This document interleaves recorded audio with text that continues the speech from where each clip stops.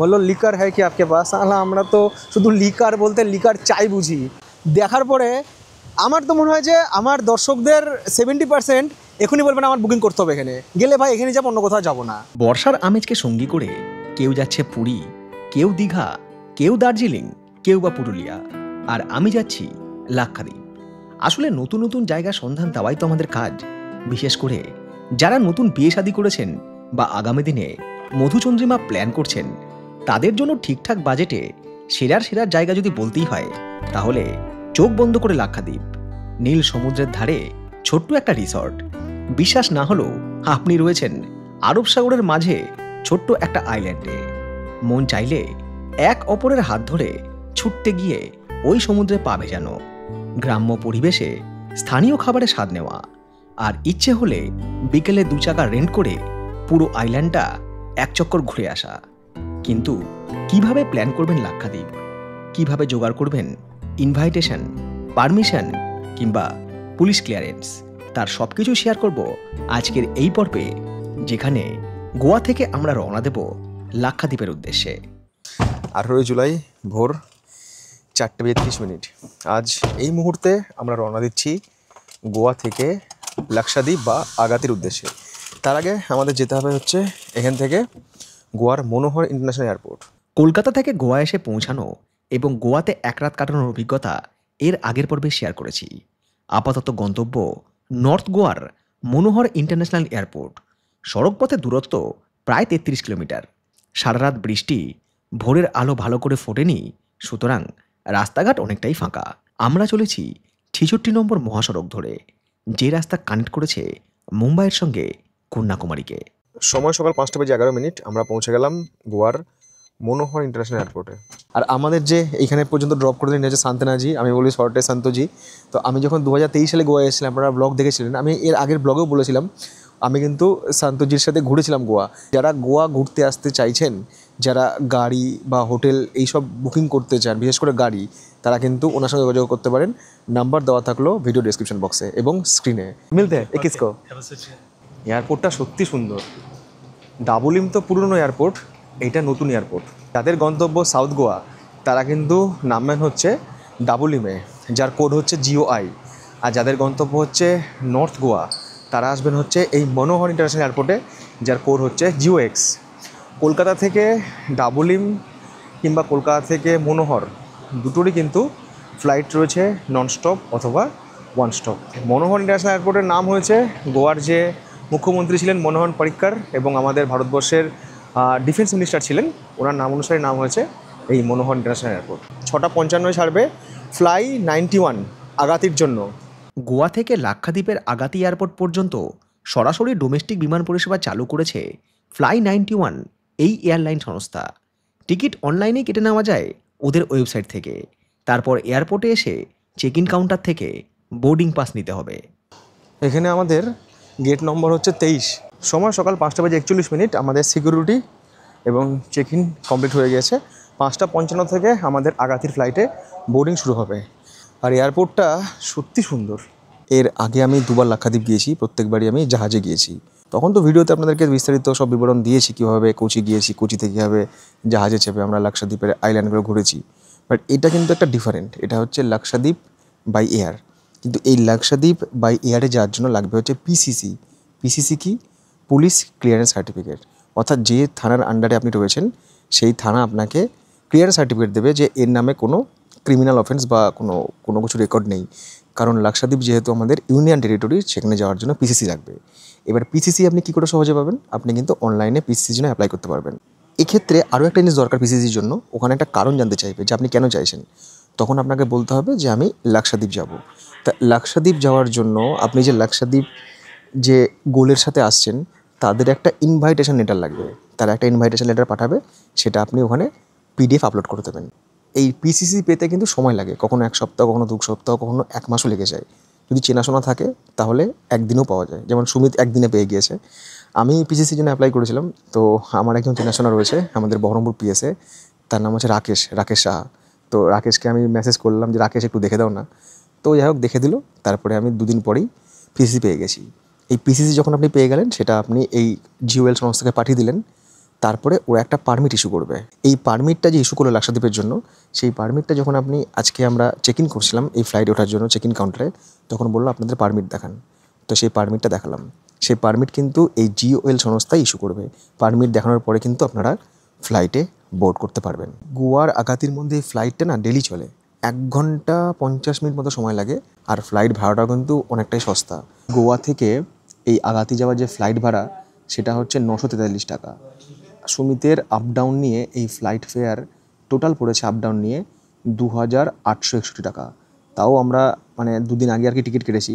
কিছুদিন আগে ticket book করলে এই খরচটা আরেকটু কমে যায়। আজকে হচ্ছে 18 পৌঁছাচ্ছি, 18, 19, 20, 21 তারিখ আমরা ব্যাক করবো। মানে 3 দিন আমরা ওখানে রয়েছি। আর আমরা যেহেতু ব্রেকফাস্ট করে আসিনি, তো হোটেল কর্তৃপক্ষ আমাদের জন্য ব্রেকফাস্ট আর কি পার্সেল করে দিয়েছে। সময় সকাল 6:21 শুরু হলো আমাদের বোর্ডিং গেট নম্বর 23 থেকে। এই রয়েছে আমাদের বাস, যে বাসে করে আমরা যাবো হচ্ছে আমাদের ফ্লাইটের কাছে। সকাল 6:55 ফ্লাইট একদম টাইমে আছে। Flight number IC 5904। আগামী দিনে যারা লাক্ষাদ্বীপ প্ল্যান করছেন তাদের জন্য বলি, লাক্ষাদ্বীপ যাওয়ার জন্য গোয়া ছাড়াও কোচি এবং বেঙ্গালুরু থেকে বিভিন্ন এয়ারলাইন সংস্থার সরাসরি বিমান রয়েছে লাক্ষাদ্বীপের একমাত্র এয়ারপোর্ট আগাতির পথে। তবে এই ফ্লাই 91 বিমান সংস্থা মাত্র 1000 টাকায় ওয়ান ওয়ে ফ্লাইটের টিকিট প্রোভাইড করছিল, যদিও এটা কখনো কখনো 1000 টাকা থেকে 5000 টাকা কিংবা তার বেশিও হয়ে যায়।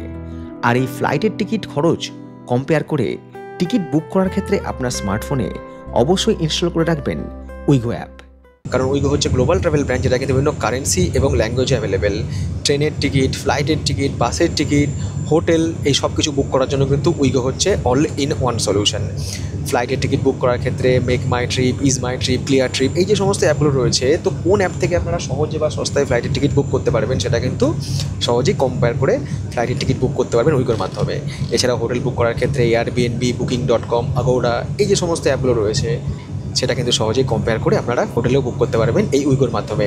এছাড়া উইগো অ্যাপের আরও কিছু ফিচার্স রয়েছে, যেমন হচ্ছে IRCTC ট্রেনের ticket booking, event booking, visa application, এমনকি বাসের টিকিট বুক করার ক্ষেত্রেও কিন্তু উইগো অ্যাপ ইউজফুল।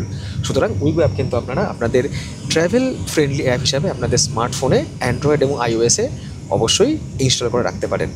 লিঙ্ক দেওয়া রইল এই ভিডিও ডিসক্রিপশন বক্সে। আমার চেহারাটা খুব ক্লান্ত লাগছে, কি ক্লান্ত লাগাটাই স্বাভাবিক। যাই হোক, ফ্লাইটে উঠে পড়েছি। এই ফ্লাইটে আমার সিট নাম্বার হচ্ছে 4D। মোটামুটি সিট ফাঁকাই আছে, এখনও পুরোপুরি যাত্রী ভর্তি হয়নি, মানে অনেক সিট ফাঁকা যাবে। আর এখানে যে স্টাফ আছে এয়ারলাইনে, তাকে জিজ্ঞেস করলাম যে এই ফ্লাইটে সিট ক্যাপাসিটি কত, বললো 70 জন। সময় সকাল 6:53। ফাইনালি আমাদের ফ্লাইটের চাকা যেমন গড়ালো, তেমনি আমার পাশে যে ব্লেড মানে প্রপেলার, সেটাও বন করে ঘোরা শুরু হলো। বিমান সেবক সাহেব উনি সব কিছু বলে দিচ্ছেন জলে নামলে কি হবে। আমি জানি না এই ফ্লাইট জলে নামলে কি আদৌ কিছু হবে কিনা, কারণ এ তো মানে আরব সাগরের ওপর দিয়ে যাবে, তো জানি না কি হবে ভাই। এটা হচ্ছে ফ্লাই 91-এর ATR 72600 এই ফ্লাইট।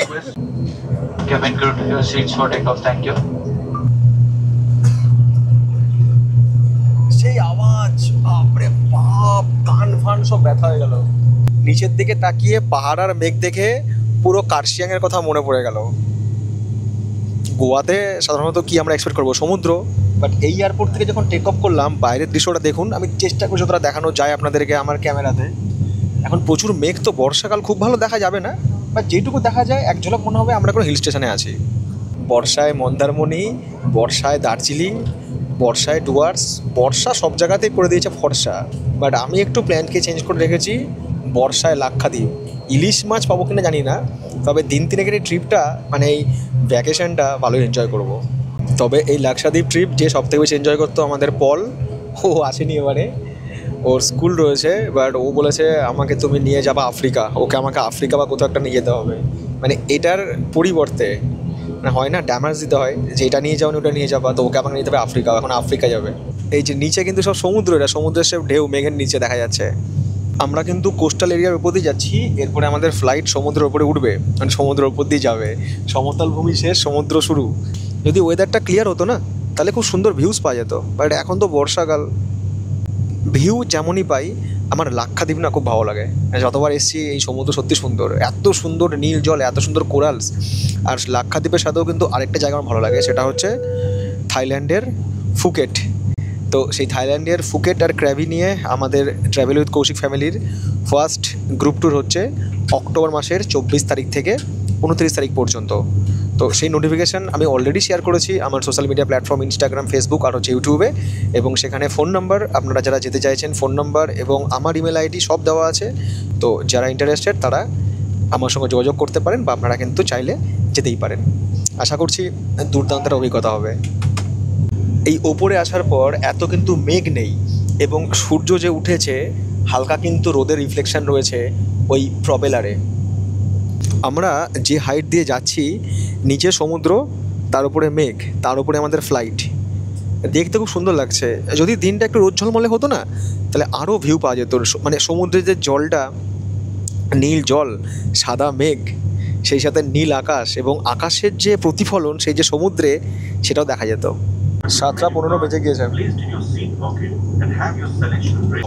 এই ফ্লাইটেও কিন্তু খাবার দাবার রয়েছে, উপমা, পোহা, ডাল চাওয়াল, বিরিয়ানি মাত্র 250 টাকা, আর চা কফি রয়েছে মাত্র 150 টাকা। মানে খাবার দাবারের দামও কিন্তু এই ফ্লাইটে তুলনামূলক কম। 70 সিটের এই ফ্লাইটে টয়লেটও রয়েছে, যেটা ভীষণ দরকার, কারণ আমাদের জার্নি প্রায় 1 ঘন্টা 50 মিনিটে, আর সকালবেলায় টয়লেট যাওয়ার প্রয়োজন হতে পারে, তো সেই পরিষেবাও রয়েছে। কি সুন্দর লাগছে দেখুন আইল্যান্ডটা, আকাশে মেঘ রয়েছে কিন্তু সমুদ্রের জলের উপরে তার খুব বেশি প্রভাব পড়েনি। আমাদের ফ্লাইটের উচ্চতা ধীরে ধীরে কমে এলো। পাইলট ঘোষণা করলেন আর কিছু সময়ের মধ্যেই আমাদের ফ্লাইট ল্যান্ড করতে চলেছে আগাতি এয়ারপোর্টে। আরব সাগরের মাঝে লাক্ষাদ্বীপের ছোট্ট একটা আইল্যান্ড আগাতি।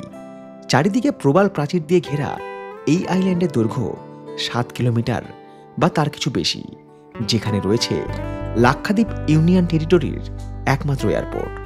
আর এই আইল্যান্ডে ফ্লাইট ল্যান্ড করার আগের প্রত্যেকটা মুহূর্ত ছিল জানলায় চোখ রাখার মতো।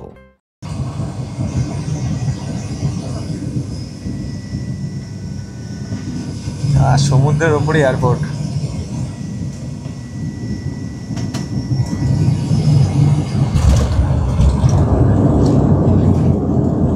হোয়াট এ ল্যান্ডিং ভাই, সব ছিটকে ফিটকে পড়ে গিয়েছে ব্যাগ ট্যাগ।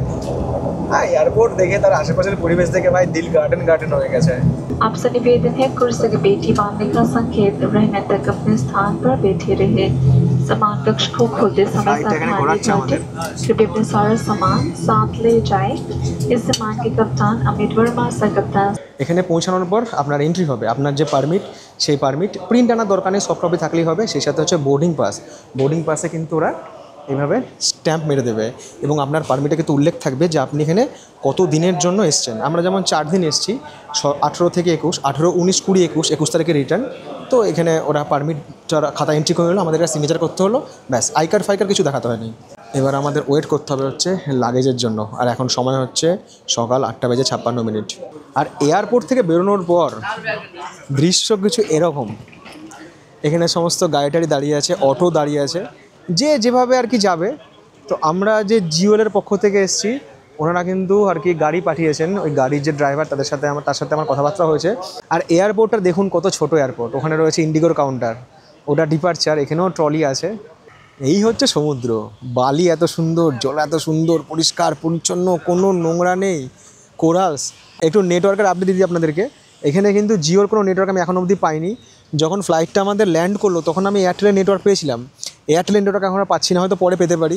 বাট আমি সুমিতকে বলেছিলাম তুই একটা বিএসএনএল সিম ক্যারি করি, তো বিএসএনএল সিম নিয়ে এসছে, বিএসএনএল সিম কিন্তু ঠিকঠাক কাজ করছে, নেটওয়ার্কও রয়েছে। এই আমাদের গাড়ি, যে গাড়ি চড়ে আমরা ট্রান্সফার হব আমাদের রিসর্টে। আর দেখুন লাক্ষাদ্বীপের গাড়ির যে নাম্বার প্লেট সেটা হচ্ছে LD লাক্ষাদ্বীপ। কোনো ইমার্জেন্সি কন্ডিশনে হয়তো কাউকে কোচি নিয়ে যাওয়া হবে হসপিটাল পরিষেবা দেওয়ার জন্য, বা কোনো ইমার্জেন্সি সিচুয়েশান, সেক্ষেত্রে কিন্তু এই হেলিকপ্টারগুলো আর কি আইল্যান্ডের মানুষকে নিয়ে যায়। ফ্লাইটের জন্য তো ওয়েট করা সবসময় সম্ভব হয় না, আর ফ্লাইট যে সবসময় চলবে বা ইমার্জেন্সি পরিস্থিতিতে ফ্লাইট আসবে তার কোনো মানে নাই, সেক্ষেত্রে কিন্তু হেলিকপ্টার পরিষেবা রয়েছে। আর এখানে যে সমস্ত আইল্যান্ডগুলো রয়েছে যেখানে মানুষজন থাকে, সব জায়গাতেই কিন্তু হেলিকপ্টার ওঠানামার জন্য হেলিপ্যাড রয়েছে।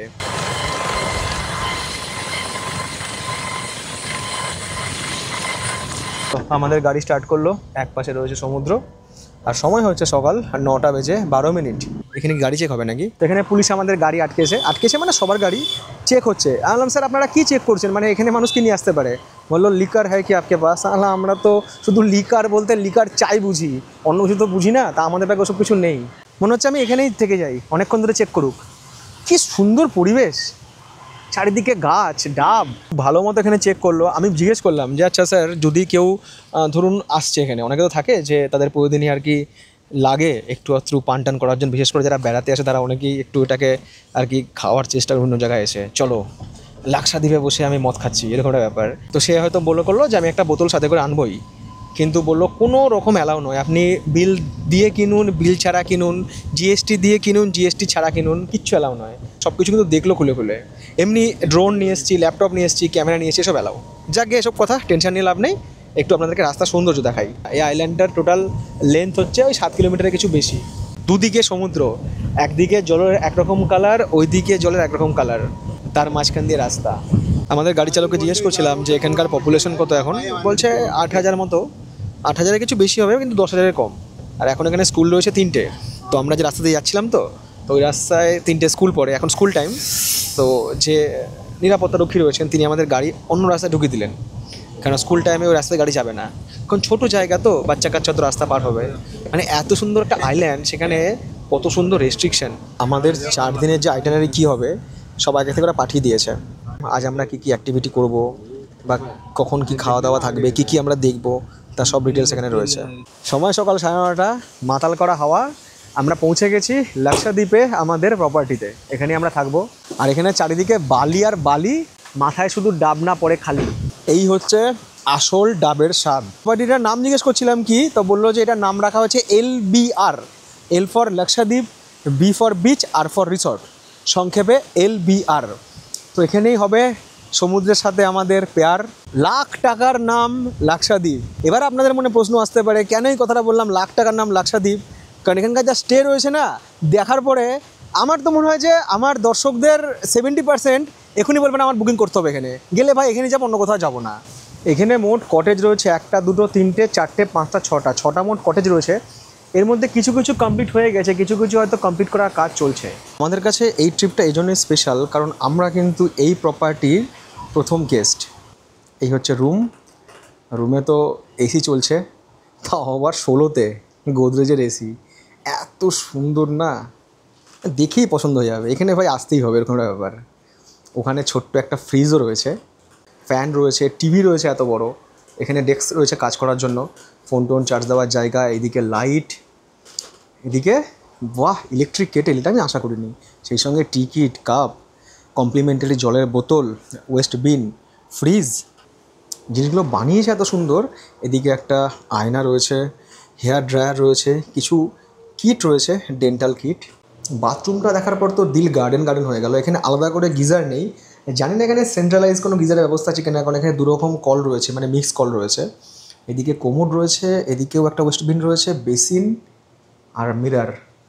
গিজার বাইরে রয়েছে, আমি বলছিলাম না গিজার কোথায় আছে, গিজারটা বাইরে আছে, ভেতরে নেই। আর এখান থেকে বেরিয়ে সমুদ্র। এই প্রপার্টিটা তো তৈরি হয়ে গেছে প্রায়, আর কিছুটা কাজ বাকি আছে। তো এখানকার যে ম্যানেজার রয়েছে তার সাথে কথা বলছিলাম, বলো আপনারা এখানকার প্রথম গেস্ট, লাইফে একটা এক্সপিরিয়েন্স হয়ে থাকলো। এই নিয়ে তো এরপরে প্রচুর ব্লগ আসবে, অনেকে এখানে বেড়াতে আসবে, বাট আমরা কিন্তু এখানে প্রথম এসেছিলাম।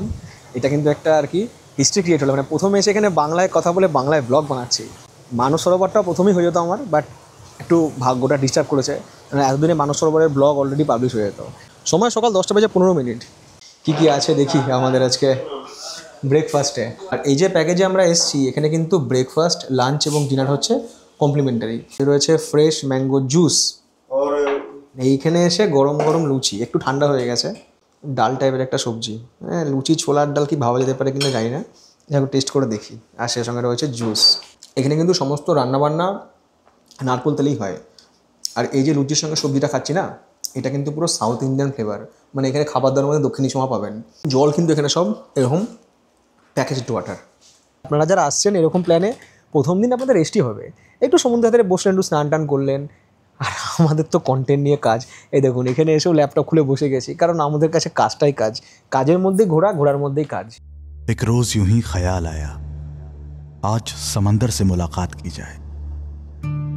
इस रोजमर्रा की दुनिया से दूर सुकून लिए, कुछ उसकी सुने और कुछ अपनी कही जाए।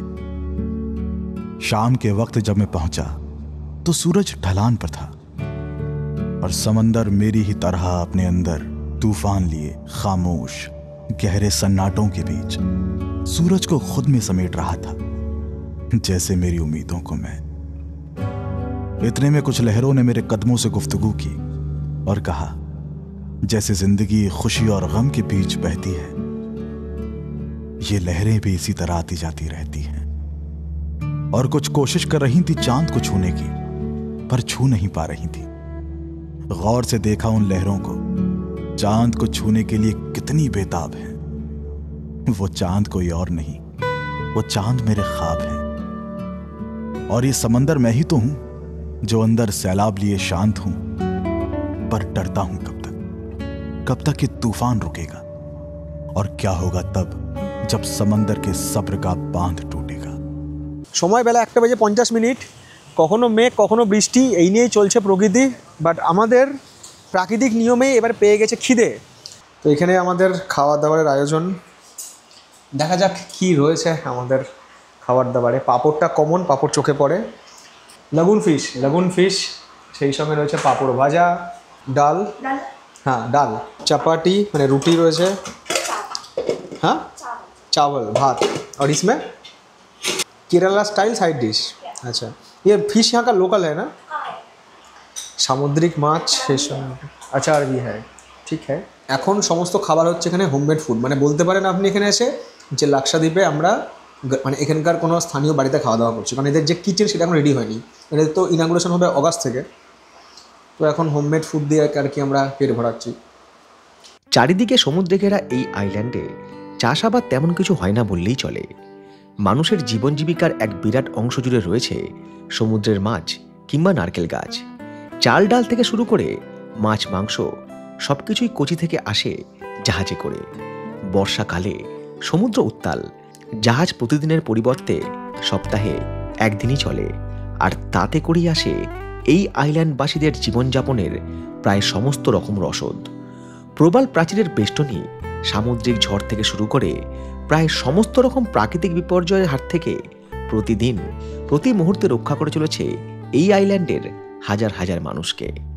খাওয়া দাওয়ার পর্ব শেষ করে দারুণ একটা ঘুম, শেষ বিকেলে এই আইল্যান্ডের বেশ কয়েকটা জায়গা ঘুরে দেখা, সব মিলিয়ে ঘণ্টাখানেকের একটা প্রোগ্রাম।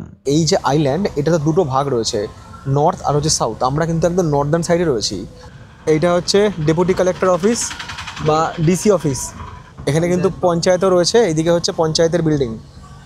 এখানে একটা টি স্টল রয়েছে, চায়ের দোকান, এখানে অটো সার্ভিসও রয়েছে, অটোও চলে এই আইল্যান্ডে। এখানে একটা গভর্নমেন্ট মিউজিয়াম রয়েছে, সেটাও আমাদের সাইট সিনের মধ্যে পড়ে। তো চলুন সেটা একবার দেখে নিই। এটার টাইমিং হচ্ছে সকাল 10টা থেকে বেলা 1:30 পর্যন্ত, আধ ঘন্টা রেস্ট, তারপর বেলা 2টো থেকে বিকাল 6টা পর্যন্ত। খুব বেশি মূলত মিউজিয়াম নয়, ছোট মিউজিয়াম। এই মিউজিয়ামে কী রয়েছে তারও একটা এখানে লিস্ট রয়েছে, আপনারা লিস্ট অনুযায়ী এগুলোকে দেখে নিতে পারেন। কোচি হচ্ছে মেন জায়গা যেখানে এই লাক্ষাদ্বীপের জাহাজগুলো আসে। কোচি থেকে মিনিকয়, কোচি থেকে কাভারাত্তি, কোচি থেকে সব থেকে দূরে যে আইল্যান্ড রয়েছে এটা হচ্ছে এই আগাতি আইল্যান্ড। 2011 সালে সেন্সাস অনুযায়ী যা জনসংখ্যা ছিল 7566, 6 কিলোমিটার লম্বা আর মোটামুটি 1000 মিটার চওড়া এই আগাতি আইল্যান্ডে এখন আমরা এসেছি। আর এই আগাতি আইল্যান্ডের সবথেকে নিয়ারেস্ট যে আইল্যান্ড সেটা হচ্ছে বাঙ্গারাম। ওদিকে কাদমাত রয়েছে, কিলতান রয়েছে, মিনিকয় রয়েছে। এখন তো এই আইল্যান্ডে যারা বাস করে তারা ইসলামী, কিন্তু অনেক বছর আগে এই আইল্যান্ডে কিন্তু বৌদ্ধ ধর্মের মানুষ এখানে বসবাস করতো, তাদের কিছু নিদর্শন এখানে রয়েছে। এই স্ট্যাচুটা যেটা এখান থেকে নিয়ে এসছে, যে আন্দ্রত বলে যে আইল্যান্ডের কথা বললাম, সেখান থেকেই এটা ওরা নিয়ে এসছে। সেই সঙ্গে একটা নৌকা রয়েছে, এই নৌকা নিয়ে হয়তো এরা মাছ টাছ ধরতে যায়। এর একটা নাম আছে, Masodi, traditional fishing craft of Minicoy. এখানে একটা সুপার মার্কেট মতো রয়েছে, যেখানে সব নানা রকম জিনিসপত্র পাওয়া যাচ্ছে। যেমন আমাদের ওখানে থাকে না সুপার মার্কেট, এখানেও সুপার মার্কেট রয়েছে। এখানকার মানুষজন কেনাকাটা করে, বেশ ভালো ভালো জিনিস কিন্তু আছে। মানে এরকম একটা আইল্যান্ডে এরকম একটা সুপার মার্কেট দোকান জাস্ট ভাবাই যায় না। সেপ্টেম্বর মাসে এই জায়গায় সব টেন্ট বসে। এখানে যে সমস্ত অ্যাক্টিভিটি হয় না, যেগুলো হচ্ছে স্কুবা, স্নরকেলিং, মানে সমুদ্রে যে সমস্ত অ্যাক্টিভিটি হয় ওগুলো সব এখানেই হয়, এই জায়গাতেই হয়। এটা হচ্ছে এই আইল্যান্ডের মানে আগাতির ওয়েস্টার্ন বা পশ্চিম দিকের যেটি, এখান থেকে বিভিন্ন স্পিড বোট ছাড়ে এই আইল্যান্ড থেকে বিভিন্ন আইল্যান্ডে ট্রান্সফার হওয়ার জন্য।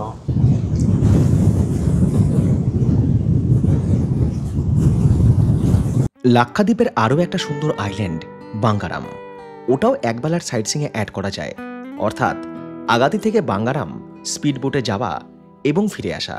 কিন্তু এই জুন জুলাই মাস বর্ষার সময় সমুদ্র উত্তাল, তাই ওই রুটে বোট চলাচলের পারমিট ইস্যু করে না লাক্ষাদ্বীপ প্রশাসন। আমার হিসেবে সেপ্টেম্বর থেকে মার্চ মাস লাক্ষাদ্বীপ ট্রিপ করার আদর্শ সময়। আপনি ভারতবর্ষের যে প্রান্তেই যান, আপনি কন্যাকুমারী যান, আপনি পুরী যান, আপনি গোয়া যান, আপনি কেরালা যান, সর্বোপরি আপনি আমাদের দীঘাতে যান, এই রকম সমুদ্রের কালার, এরকম পরিষ্কার পরিচ্ছন্ন সমুদ্র কোথাও পাবেন না। কারণ কোরালস যে আইল্যান্ড বা কোরাল যে সমুদ্র সেটা কিন্তু এখানেই একমাত্র রয়েছে। তার জন্য কিন্তু এই জায়গাতে এত রেস্ট্রিকশন এবং এখানে আসার জন্য কিন্তু পারমিট লাগে। এক তো কেন্দ্রশাসিত অঞ্চল, 2 নম্বর হচ্ছে এখানকার পরিবেশকে সুস্থ রাখা খুব জরুরি, তার জন্য এখানে তো রেস্ট্রিকশন আছে। এটা যদি আমাদের ওই অন্যান্য জায়গার মতো হয়ে যেত, দীঘা কিংবা গোয়ার মতো, তাহলে সব কোরালস এমনি মারা যেত পরিবেশ দূষণে, তখন ভারতবর্ষে এই সুন্দর জায়গাটার কোনো অস্তিত্ব আর থাকতো না। এখানে মাছ ধরা পড়েছে, আরে আরে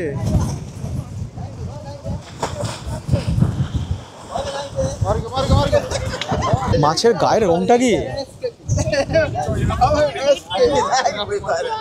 এই জায়গা থেকে পরবর্তী গন্তব্যে যাওয়ার আগে কনক্লুশন, কেন এই জায়গায় আসবেন, এই জায়গাটায় কি স্পেশাল রয়েছে, এরকম রিলস বানাতে পারবেন।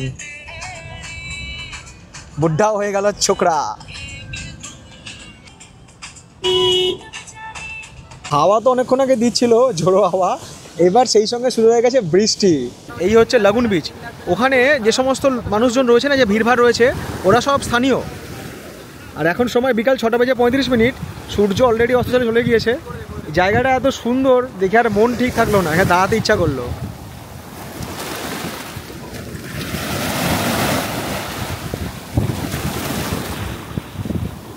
যতক্ষণ পর্যন্ত না বিকেল ফুরিয়ে পুরোপুরি সন্ধে নেমে আসে, ততক্ষণ পর্যন্ত দাঁড়িয়েছিলাম লাগুন সি বিচে। আর এই সময়ের ব্যবধানে না জানি কত শতবার সমুদ্রের ছোট ছোট ঢেউ এসে ভিজিয়ে দিয়েছিল আমার পায়ের পাতা জোড়া।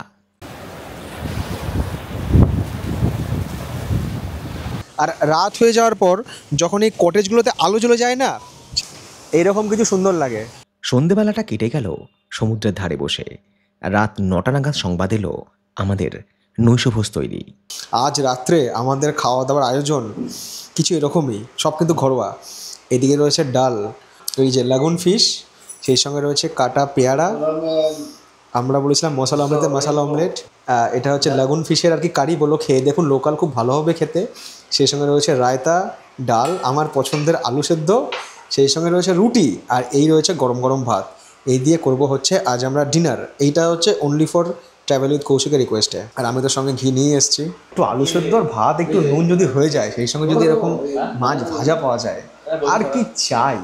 ব্যারাকপুরের বিরিয়ানি খেতে আগে, এখন কি খাচ্ছে? সিদ্ধ ভাত। এনারা বলেছেন যে এখানকার যে মাছের ঝোল, মানে এদের কথা হচ্ছে কারিটা টেস্ট করতে। সব কিছুর মধ্যে এখানে কারি পাতা, মানে কারি মানে এখানে কারি পাতাই। লোকে বলে শেষ পাতে চাটনি, আমি বলবো শেষ পাতে পেয়ারা। পেয়ারাটা এত মিষ্টি আমি এক্সপেক্ট করিনি, এত সুন্দর পেয়ারা আমি বহুকাল খাইনি, এত সুন্দর খেতে পেয়ারা। খাওয়া দাওয়ার পর্ব শেষ, সেই সাথে আপনাদের সবাইকে শুভরাত্রি। দেখা হচ্ছে আপনাদের সাথে আগামীকাল সকালে আমাদের লাক্ষাদ্বীপ সিরিজের দ্বিতীয় পর্বে, যেখানে আমরা করব কিছু অ্যাডভেঞ্চার। দেখা যাক কী আপনাদের সঙ্গে শেয়ার করতে পারি এই বর্ষার লাক্ষাদ্বীপে। সবাই ভালো থাকুন, সুস্থ থাকুন, গুড নাইট। আর নতুন ভিডিওর আপডেট পেতে অবশ্যই কিন্তু আমাকে ফলো করে নেবেন আমার সোশ্যাল মিডিয়া প্ল্যাটফর্ম ইনস্টাগ্রাম এবং ফেসবুকে, যার লিঙ্ক দেওয়া রয়েছে এই ভিডিওর ডেসক্রিপশন বক্সে। সেই সাথে আপনারা যারা আগামী দিনে লাক্ষাদ্বীপ প্ল্যান করছেন, তাদের কন্ট্যাক্ট ডিটেলসও কিন্তু এই ভিডিও ডেসক্রিপশন বক্সে দেওয়া রয়েছে। সবাই ভালো থাকুন, টাটা, জয় হিন্দ।